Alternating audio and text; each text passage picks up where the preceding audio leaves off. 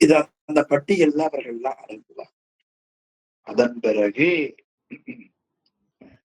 சமயாசாரம் திகழ் சுத்தி இந்த முறையில ஆசிரியர் சமய ஆச்சார முறையில கர்மங்களை வேள்வியில ஆகுதி பண்ணி சுத்தி செய்வார். சமயி புத்திரர்க்கு நித்தத்து ஏலும் அதிகாரத்தை இயற்றி, ஆக சாமானியமான விசேடமாக இருத்தற்கார்க்கும் சமயதிக்கு வாங்கிய சமயிக்கும் அந்த புத்திரருக்கும் நித்திய கர்ம மாத்திரையை இயல்வதாகிய அதிகாரத்தை கொடுப்பார். அதன் பிறகு எழில் நிரதி காரையன நின்று இந்த நிர்பீச தீக்கை நித்தியம், நைமித்தியம், காமிகம் என்று மூன்றற்கும் அதிகாரம் ஆகாது. அதனால் நிரதிகாரை என்று இது சொல்லப்படும். சாற்றுங்கால்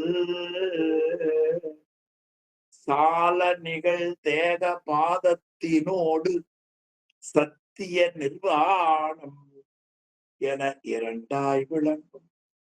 அப்படி தேக முடிவில முத்திய பயக்குவது அசத்தியோ நிர்வாணம் என்றும், அந்த அசத்தியோ நிர்வாணம் உடனே முக்தியை பெறும். சத்தியோ நிர்வாணம் அப்படி அது இரண்டாக பிரித்தார்கள் என்று இந்த நிர்பீச தீக்கையை பற்றி அருமையாக காட்டுகிறேன். அதுல மீண்டும் முதல்ல இருந்து வரும். பாலரொடு வாலீசர் இந்த தீக்கையை பெற்றவர்கள் கடைபிடிக்கக்கூடிய நெறியை நல்ல தகுதி இல்லாதவர்கள், ஓதி உணராதவர்கள், 7 வயதுக்கு உட்பட்ட இளைஞர்கள், அதான் பாலர் வாலீசர். ஆக இந்த வாலீசர் என்பது அதாவது வாலிபராக இருந்தாலும் அறிவு குறைவாக இருக்கும். அதனால வாலீசர் என்று அவருக்கு பெயர். அப்ப அவர்களுக்கு இருவினை ஒப்பு, மலபரிபாகம் ஆகியவற்றை பற்றி அவர்களுக்கு தெரியாது. அதனால் சத்தினிபாத இலக்கணங்கள் அவர்களுக்கு தெரியாது. சத்தினிபாத இலக்கணம் அவர்களுக்கு தெரியாது. அதனால் 16 வயதுக்குட்பட்ட வாலிபர்கள் அவர்களுக்கு போய் நீங்க இருவினை ஒப்பு மலபரிபாகம்னு தெரியுமா? ஏதாவது திரைப்படம் அல்லது ஏதாவது அழகுபடுத்துகிற வேலை இதெல்லாம் அவங்களுக்கு பார்க்க முடியும், மற்றவர்களுக்கு முடியாது. வாலீசர். அப்புறம் விருத்தர் சத்தினிபாதம்னா இருவினை ஒப்பு, மலபரிபாகம் ஆகியவற்றை கொஞ்சம் கேட்டிருப்பாங்களே தவிர, ஆனால் அதை கடைபிடிக்கக்கூடிய வலிமை இல்லாமல் போய்விடும். சாதாரண மனசு நினைச்சிடாதீங்க. கேட்டிருப்போம். நீங்க நிறைய பேர் சாஸ்திரம் படிச்சிருப்பாங்க, தினமும் அனுஷ்டானம் பண்ற கடைபிடிக்கிற ஒழுங்கு. எனக்கு தெரிந்து நான் வணங்குகிற ஆசிரியர்கள்ல ரொம்ப பெரியவர். அப்படி பாட சொன்னார்னா கண்ணுல தண்ணி தானே அவருக்கு மட்டும் இல்லைங்க, கேட்கிறவர்களுக்கு. அவரிடத்துலதான் நாங்க கேள்வி கேட்டோம், தீக்கை பெற்றுத்தான் ஆக வேண்டுமா? இது எங்களுடைய கேள்வி. ஒரு காலத்துல கட்டாய தீக்கை பெறணுமா என்று. அப்பொழுது அவர்கள் உமாபதி சிவம் பெற்றான் சாம்பனுக்கு தீக்கை கொடுத்த பாடலை சொல்லி சிவபெருமான் எழுதிய கைச்சீட்டின்படி தீக்கை பெற வேண்டும். உமாபதி சிவாச்சாரியார், அருள்நந்தி சிவம் மெய்கண்டார், அருள்நந்தி சிவம், மலைஞான சம்பந்தர், உமாபதி சிவம் சந்தானப்பர். இந்த உமாபதி சிவம் என்பவர் கொற்றமன்குடியில இருந்தார். நம்முடைய சிதம்பரத்துக்கு பக்கத்துல கொற்றமன். தினமும் விறகு வெட்டி ஒருத்தன் சுவாமிக்கு அமுது கொடுக்கறதுக்கு விறகு வெட்டி ஒரு நாள் மழை வரல, காலம் வந்து அவர் இது மாதிரி நேற்று ஏன் வரலன்னா இது மாறினார். அவருக்கு நல்ல பக்குவம் இருந்தது. சிவபெருமான் ஒரு ஓலைச்சுவடியை கொடுத்து இதை கொண்டு போய் குருநாதர் அவர் படிச்சு பார்த்தாரு. இதுல சிவபெருமான் கொடுக்கிறார். உமாபதி சிவபெருமான் அடியாக்கு எளியன் கொற்றங்குடியாக்கு எழுதிய கைச்சிட்டு இப்படி இன்மிசை பெற்றான் சாம்பனுக்கு பேதமர தீக்கை செய்து முத்தி கொடுப்பது முறை. ரொம்ப அருமையான பாட்டு. சிவபெருமான் எழுதின கடிதம். சாஸ்திரத்துல ஒரு கடிதம் இருக்கு, தோத்திரத்துல ஒரு கடிதம் இருக்கு. தோத்திரத்துல இருப்பது 11ஆம் திருமுறையில முதல் நூல் திருமுக பாசனம். சாஸ்திரத்துல இந்த பாட்டு தீக்கை கொடுத்தார். இந்த பாடலை சொல்லி தீக்கை பெற வேண்டும் என்பதை எங்களுக்கு வலியுறுத்தினார். வலியுறுத்திய பிறகு நாங்கள் எல்லோரும் அவர் அறிவுறுத்தியதால உடனே வாங்கணுங்கிற எண்ணம் எங்களுக்கு வந்தது. அப்ப எப்படி வலியுறுத்தி பாருங்க. வலியுறுத்தினார். அவரே சொன்னார், இதை வலியுறுத்துகிற சிவம் எங்களுக்கு இருக்கிறதே, ஆனால் இன்னும் தீக்கை பெறுகிற வாய்ப்பு நீ எங்களுக்கு வரலையே என்று அழுவார். நல்ல ஆசிரியர். நான் வணங்குகின்ற ஆசிரியர்கள்ல சிலரில் அவரும் ஒருவர். இது மாதிரி இந்த வயதானா கூட, படிச்சா கூட, உணர்ந்தாலும் கூட இந்த திருநீர் பூசுறது, அனுஷ்டானம் பண்றது, அஞ்செழுத்து சொல்றது ஆகியவைகளை உடனடியாக கடைபிடிக்க முடியாமல் இருப்பார் வயதானவங்க. அவர்கள்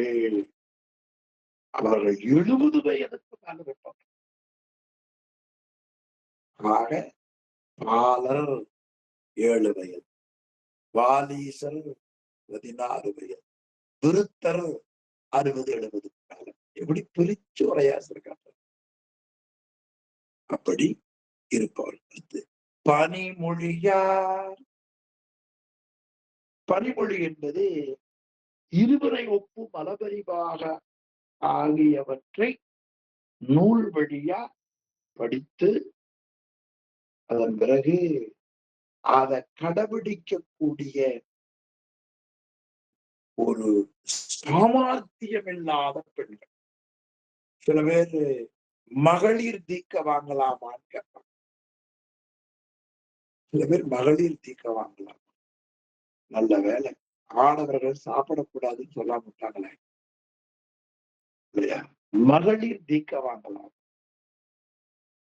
மகளிர் எவ்வளவு உயர்வு உங்களுக்கு ஒன்று தெரியும். நான் நினைவூட்டுவேன், தீக்கை என்பது உடம்புக்கு செய்வது அல்ல, அது உயிருக்கு செய்யும்.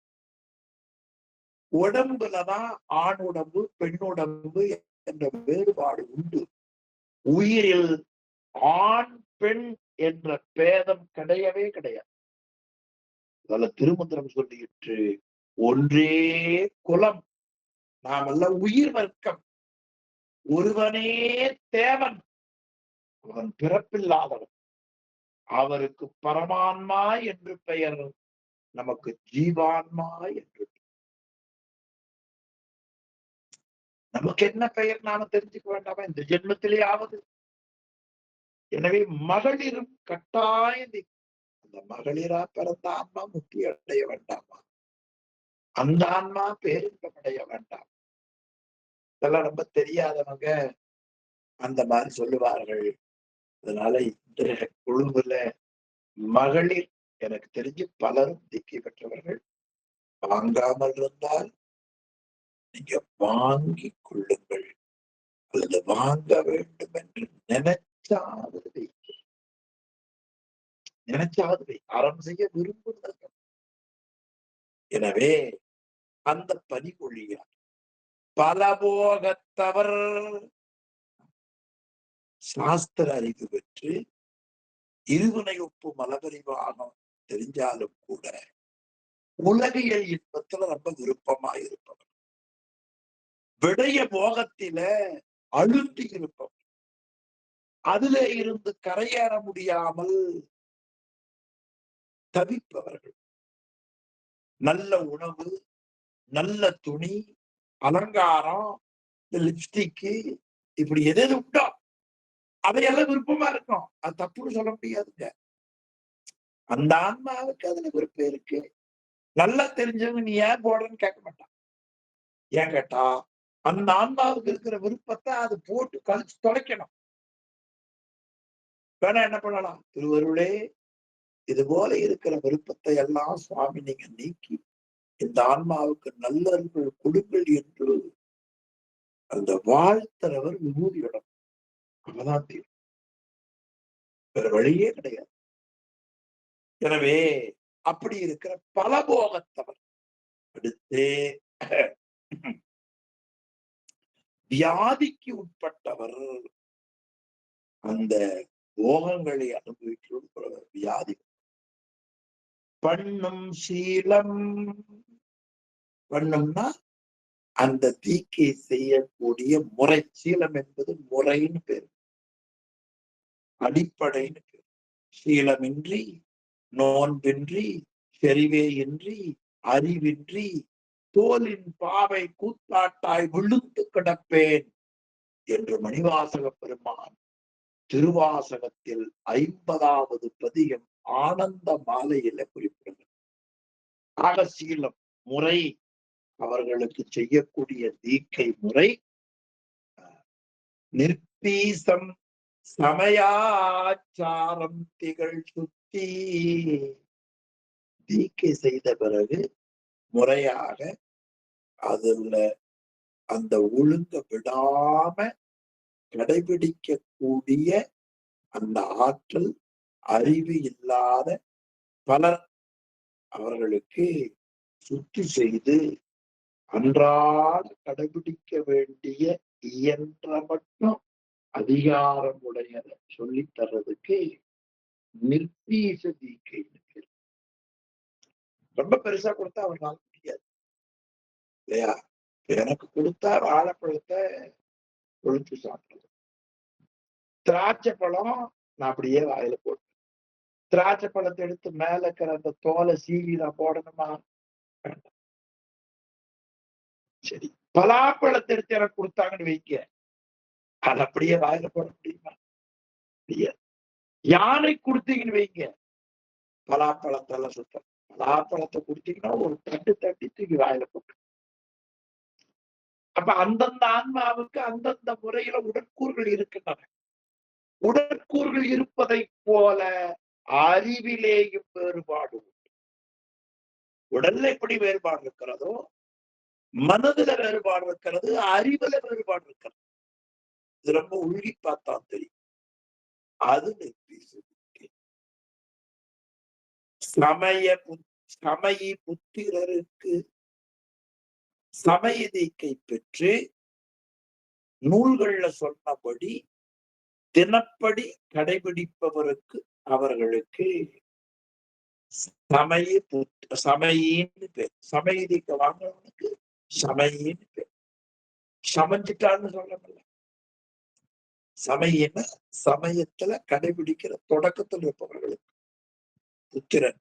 அப்ப சமய விசேட தீக்கைகளை பெற்று நூல்ல கூர்ண முறைப்படி அக்னிகாரியம் முதலியவற்றை அவர்கள் செய்பவர்கள் சமய புத்திரன். நித்தேனும் அதிகாரத்தை இயற்றி தினமும் செய்யக்கூடிய சில அதிகாரங்கள். அது கர்ம நித்தியம், நைமித்தியம், காமிகம், அப்படி 3. தினமும் செய்யக்கூடிய கர்மா. கர்மன்னு செய்யவுங்க, தினமும் செய்யக்கூடிய கர்மம்.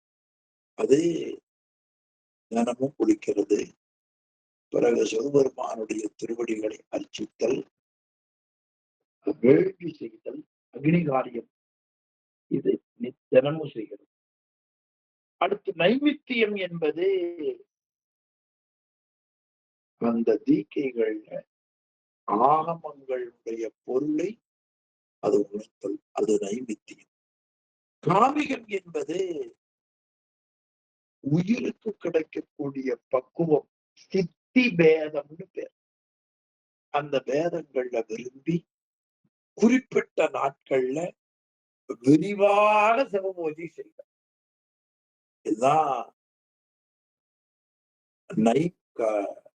காமிகத்துல சொல்லப்படுது. இப்படி முதல்ல செய்வது ஆன்மார்த்தம், அது பிறர் பொருட்டு செய்வது, அது தனக்காக செய்வது என்று 2 வகை. ஆன்மார்த்தம், பரார்த்தம். சாப்பிடுறது தெரியும், நமக்கு நல்லதெல்லாம் எடுத்து வச்சுக்கிறது ஆன்மார்த்தம். கழிச்சு வெளியில போடுறது பரார்த்தம். அது சொன்னா விளங்குறதுக்காக நான் நினைவூட்டினேன். நம்முடைய உயிர் உயர வேண்டும் என்று செய்வது ஆன்மார்த்த பூஜை, உலக உயிர் உயர வேண்டும் என்று செய்வது பரார்த்த பூஜை. கோவில் இருக்கிற குருக்கள் சைவ சித்தாந்தம் படித்தா தான் ஆன்மார்த்த பூஜை செய்த பிறகுதான் பரார்த்த பூஜைக்கு கட்டாயம் வர வேண்டும். கட்டாயம். ஆன்மார்த்த பூஜை பண்ணிட்டு பரார்த்த பூஜை பண்றவங்க உயிர்கள் மேல அன்பாய் இருப்பாங்க, இரக்கம் காட்டுவாங்க, கருணை காட்டு. பூஜை செய்து செய்து சிவம்னா என்ன, உயிர்னா என்ன, மலம்னா என்ன என்று தெள்ள தெளிவா அறிந்து அதை கடைபிடிப்பது. அப்படி இந்த நித்தோலும் அதிகாரத்தை இயற்றி தானும் எழில் நிரதிகாரை என இரண்டாய். நிரதிகாரை அதிகாரம் இல்லாதது, அதனால் அது நிரதிகாரம் இரண்டாய் விளங்கும். அதை சாற்றுங்கால் சத்தியோ நிர்வாணம் நிர்பேசதிக்கல. சத்தியோ நிர்வாணம், அசத்தியோ நிர்வாணம் என்று சொல்லப்படும். இந்த அசத்தியோ நிர்வாணம் என்பது தேக முடிவில முத்தி கிடைப்பது, தேகாந்தம். சத்தியோ நிர்வாணம் என்பது தீக்கை பண்ணி முடித்தவுடனே முத்தி கொடுப்பது. இந்த 2க்கு சொல்லுவார்கள், முள்ளு செடிக்கு முத்தி கொடுத்தால் உணாகும்.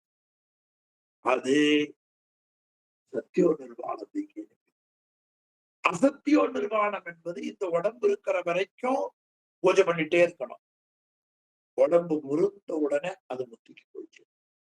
இப்படி இவை சொல்லப்படும் என்று நம்ம அருமையா 256வது பாடல், பாலர், அறிவு குறைவானவர்கள் முதலியவர்களுக்கு செய்யப்படுகிற தீக்கை நிர்பீச தீக்கை. இது சமயாசார சுத்தி செய்து ஆசிரியர் சமயி புத்திரராகிய இருவகை சீடர்களுக்கும் நித்திய செயல்களை கடைபிடிப்பதற்குரிய மந்திரம், இயன்றளவு அவர்கள் அனுஷ்டிக்கக்கூடிய அதிகாரங்களை கொடுத்து நிருதிகார தீக்கை என்றும் அதற்கு சொல்லப்படும். சமயம் விஷேடம் என்றும் 2 அங்கங்களோடு கூடி நிர்வாண தீக்கையாகி அதற்கு மேல் சத்தியோ நிர்வாணம், அசத்தியோ நிர்வாணம் என்று 2 வகைப்படும் என்றே 256வது பாடலிலே அதை நமக்கு காட்டுகிறார். அடுத்து இது நிர்பீச தீக்கையினுடைய இலக்கணம். இனி சபீச தீக்கை என்று பெயர். அந்த சபீச தீக்கையினுடைய இலக்கணத்தை 257வது பாடலிலே ஆசிரியர் விரிவாக காட்டுகிறார். சில பேருக்கு சொன்ன உடனே நல்லா புரிஞ்சிருக்கும், சில பேருக்கு கொஞ்சம் புரிஞ்ச மாதிரி இருக்கும், சில பேருக்கு ஒன்னும் சொல்லே புரியல அப்படி இருக்கும். புரியாதவங்க அன்பு கூர்ந்து வருத்தப்படாதீங்க, இந்த இணைப்புல இருங்க.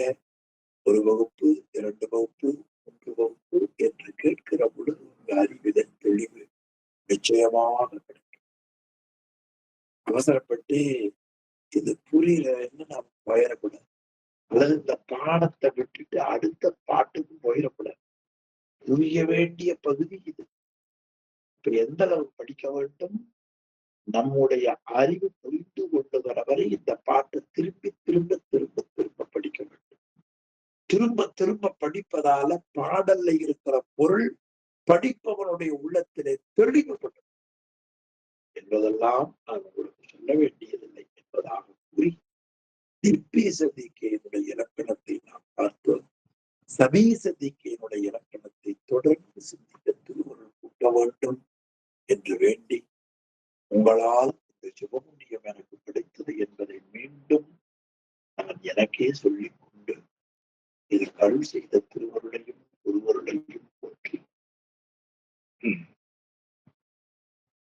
அதற்கு துணை நின்ற உங்களுடைய திருவடிகளை போற்றி மனம் மொழி மெய்களாலை வணங்கி இந்த அளவில் இன்றைய வகுப்பை நான் நிறைவு செய்தோம். சிவாய நம பாக்கியம். ஐயா ஓர்வம் சிவாய நம. ஐயா ஓர்வமூர்த்தி ஐயா.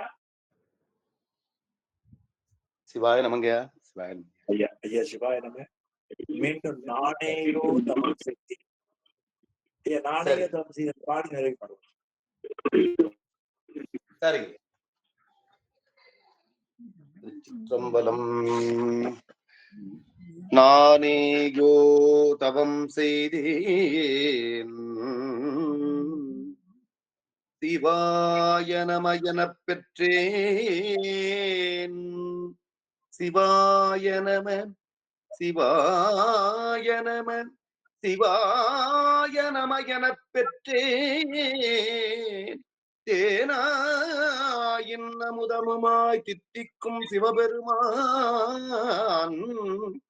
தானே வந்து எனது உளம் புகுந்து அடியேற்கு அருள் செய்தான். ஊனாரும் உயிர் வாழ்க்கை ஒருத்து அன்றே வெறுத்திடவே. ஊனாரும் உயிர் வாழ்க்கை ஒருத்து அன்றே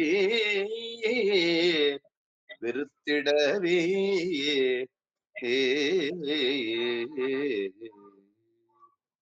சிற்றம்பலம். தென்னாடுடைய சிவனே போற்றி. எந்நாட்டவர்க்கும் இறைவா